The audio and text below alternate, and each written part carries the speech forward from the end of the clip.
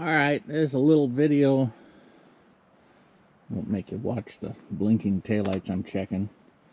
I'm off to my last oil pickup of the year.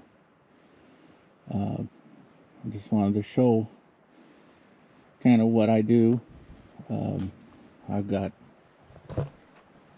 kind of cheap oil dry. I've got a couple of things of sawdust. Actually, there's a third one somewhere.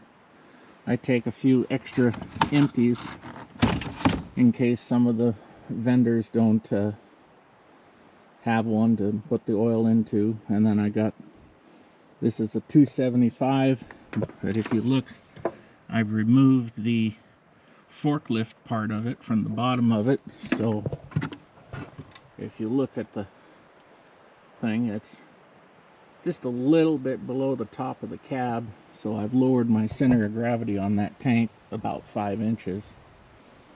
And if I come over here, this is my pump. That is basically a hydraulic pump intended for a wood splitter. I just bought a wood splitter pump and the bracket and the Lovejoy clamp, and then I've got this strainer here. The holes in the strainer are about 1/8 of an inch, maybe a little smaller than that. The engine is salvage off from a pressure washer, so the pressure washer pump gave up doing what it's supposed to do, but the engine was just fine, and it works really good for moving waste oil products, whether it's cooking oil or waste petroleum. It don't matter, it's an oil, it pumps it. I don't expect that pump to last forever. Obviously I'm pumping garbage through it, so you know, I'm expecting that once every 5 to 15 years I'm going to have to replace that pump, but I can get the pumps for less than $200, and they work just fine. This hose here, this green, is a hose that's intended for farming chemicals, and it holds up really good to the cooking oil. It doesn't make it stiff and brittle at all.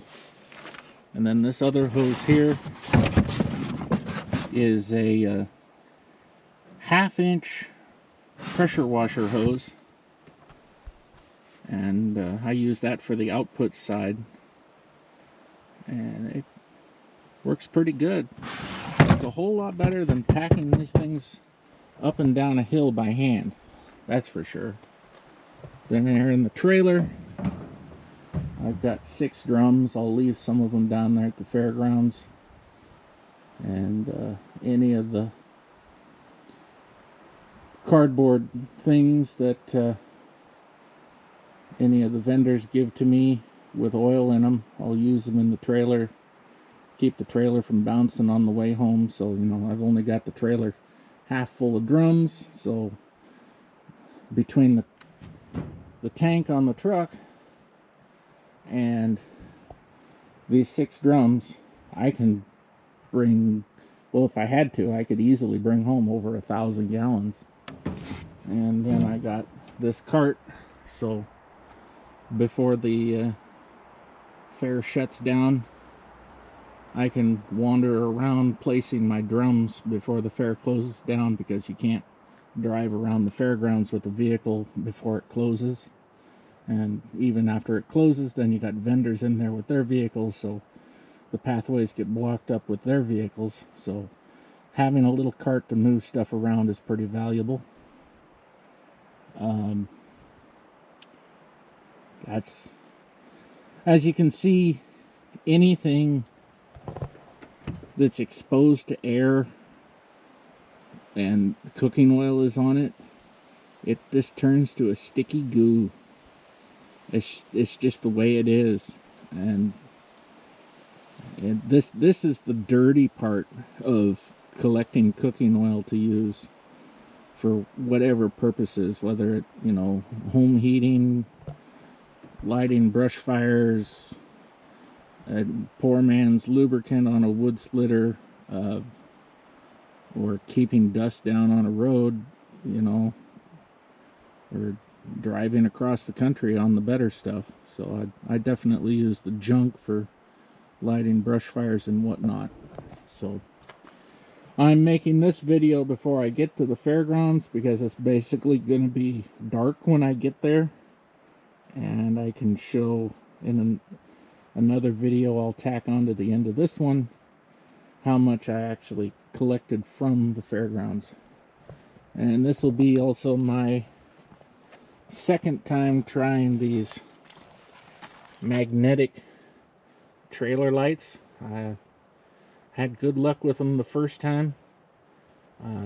This trailer basically it has no suspension. The axle is literally welded to the frame of the trailer, so the only suspension it has is literally the sidewalls of the tire. So the trailer beats and bounces around really bad. But that is the nitty-gritty of collecting cooking oil. You know, funnels, pumps, carts, tanks. It's key to the equation of getting the job done. So I'm off. I got about if all goes well, it's about a 2.5 hour drive. So I got to hang this up and I got to hit the road because I need to be there on time. Okay, I'm going to try this in the dark. I don't know if you can see what's in the drum. It's like 4 inches from the top. It's still, can't touch that very long. And once it's cool enough, I'll start pumping and into the plastic tank because I gotta wait for it to get cold enough to pump into the and it's a little after 2 o'clock in the morning.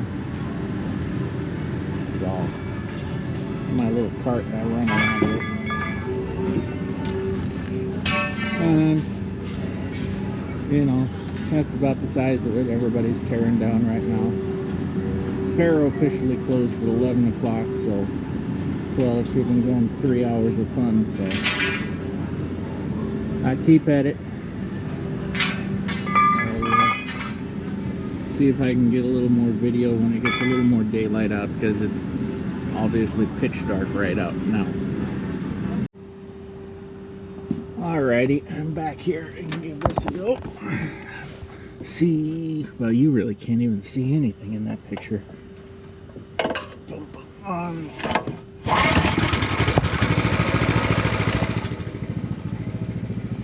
Boy, that's pathetic. Well, you can see that light up there.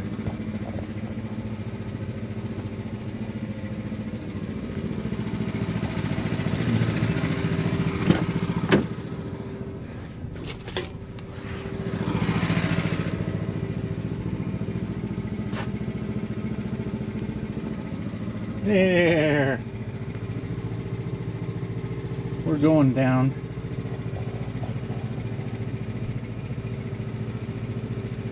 But I'd have to wait until it's cool enough to pump through the hose,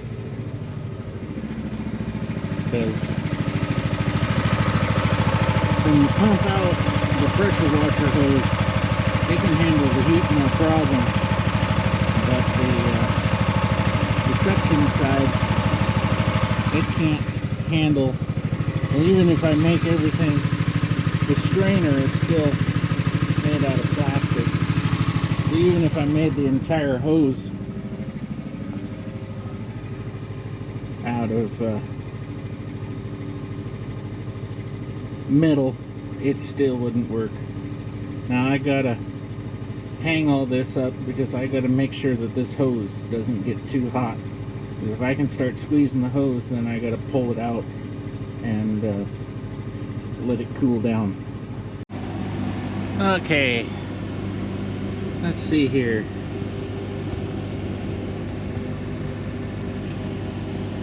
That's at that point.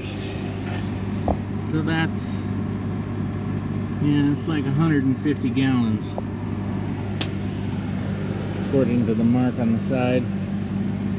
So I've started collecting drums back. It is almost 5 o'clock in the morning now, and I get to take a little bit of a nap because the other vendors that have their trailers locked up won't be back here till 7 or 8 o'clock. So now I get to take a nap because it's been a really long night.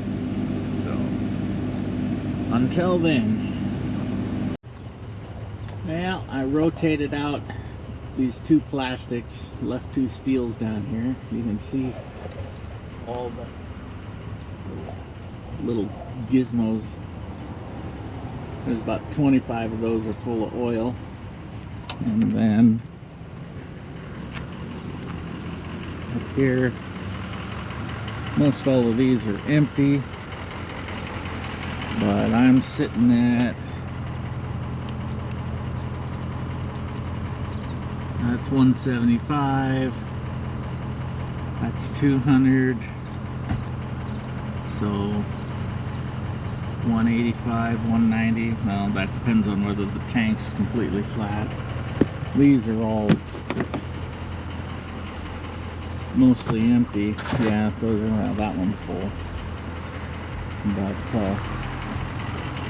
it's now 2 in the afternoon. The next day, all kinds of stuff is leaving the fairgrounds. Most everything's all prepped to leave. It's just a matter of the trucks moving it to the next location. So yeah, you can see lots of little cubies, many. Alrighty, that's what it's like to collect cooking oil. It is a long, hard night.